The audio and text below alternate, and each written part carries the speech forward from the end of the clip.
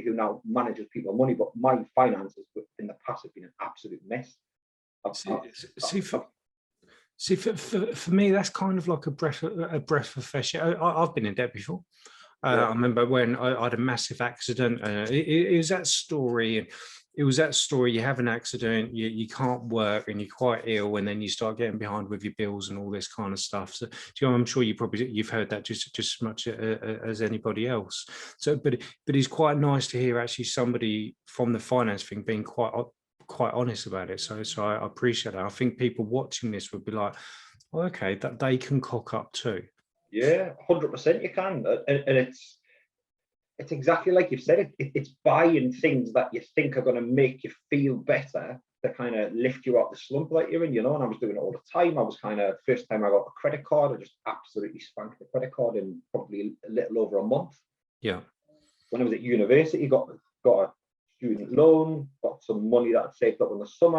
I was fortunate that my old man gave me some money towards some fees, bank account, credit card, blew the lot inside 6 weeks, just up the wall. Was kind of thinking it was perfectly acceptable of me going to get breakfast, lunch and dinner out and just worry about the consequences later. And sure enough, those consequences come. It's taken years to pay off. But at the same time, at that point, I was having a great old time, but the stress that then caused afterwards just wasn't worth it. But it's very, very difficult to break that cycle and get out of the spending habits and realize where your money's going. And that's what, whether you've got £1 million in the bank or you've got £1 in the bank, a lot of the principles I talk to people about are exactly the same. And it starts with getting a real grip and a handle on your money and where it goes, and having a bloody honest conversation with yourself about where does this money go. And 99% of the time when I go through that with a client and kind of go through a budget planner with them, what I write down on paper is very different to reality. And there's a reason why I do it,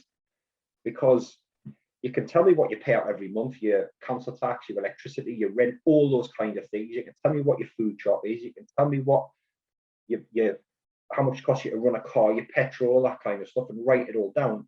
That is the stuff that you survive on. That's the minimum amount you need to pay your bills and get by every month. It's the other stuff that's causing you the problems.